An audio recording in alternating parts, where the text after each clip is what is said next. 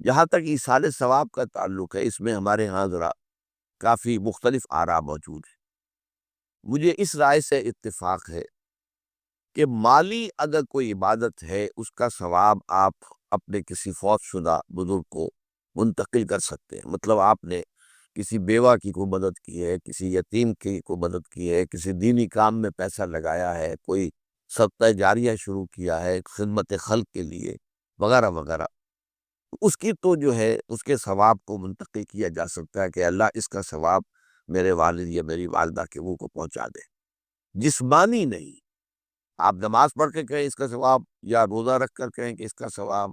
یا یہ کہ آپ قرآن پڑھ کر کہیں یہ آپ ہی کو ثواب ہوگا،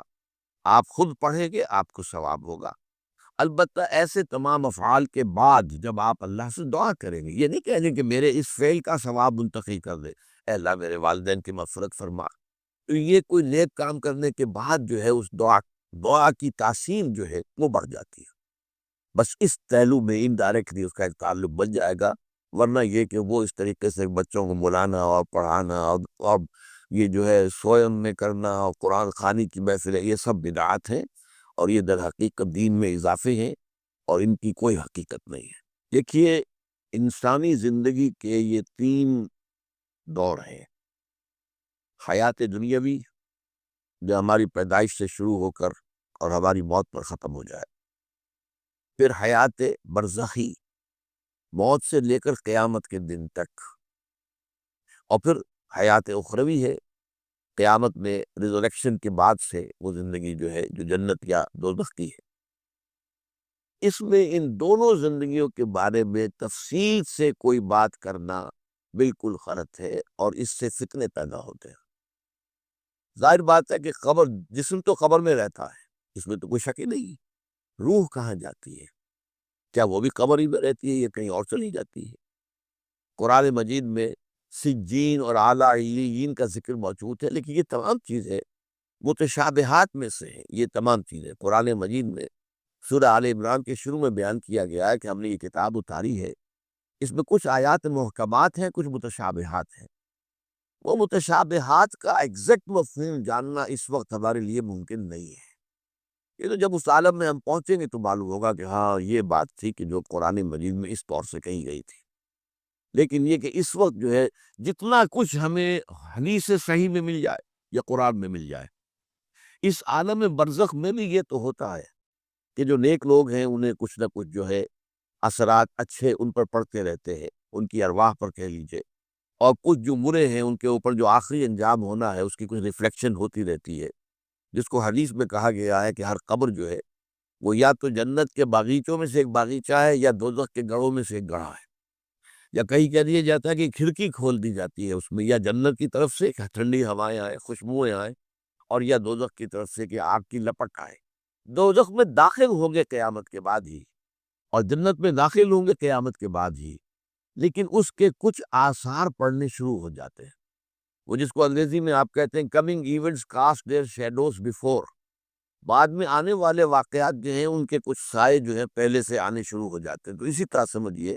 کہ جو کچھ آخرت میں کسی انسان کے ساتھ ہونا ہے اس کا ایک عکس جو ہے وہ عالم برزخ میں شروع ہو جاتا ہے۔ اسی لیے قرآن مجید میں یہ بھی آیا ہے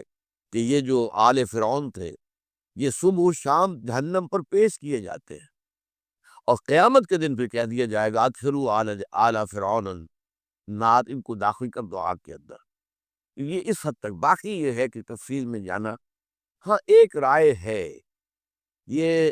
شاہ ولی اللہ دہلوی رحمۃ اللہ علیہ کی ہے، اگر ان کی رائے نہ ہوتی تو میں اسے بیان بھی نہ کرتا، لیکن یہ کہ وہ ایک بہت بڑے محدث اور بہت مفکر اور دین کے فلسفے سے بہت بڑے واقف انسان تھے،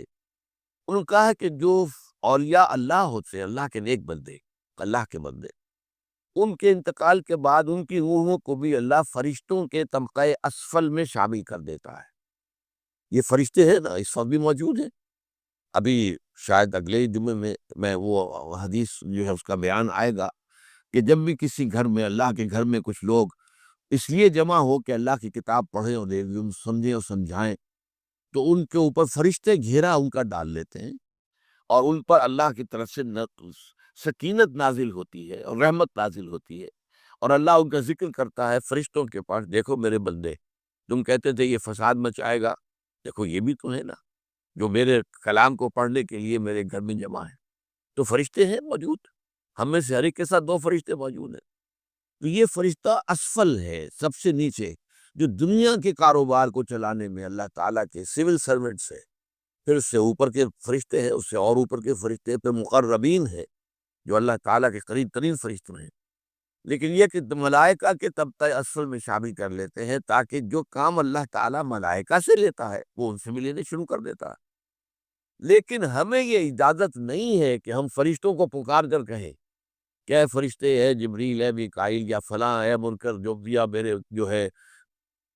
کرامن کاتبین، میرا یہ کام کر دو۔ نہیں، یہ شرک ہو جائے گا۔ اسی طرح ہو سکتا ہے کہ انبیاء کی ارواح جو ہے وہ بھی اللہ تعالیٰ نے شامل کی ہوئی ہو اس لشکر کے اندر، وہ کام کر رہے ہو اور وہ اللہ تعالیٰ کے حکم سے مختلف معاملات جو ایگزیکیوٹ کرتے ہو، لیکن ہم کسی کو پکار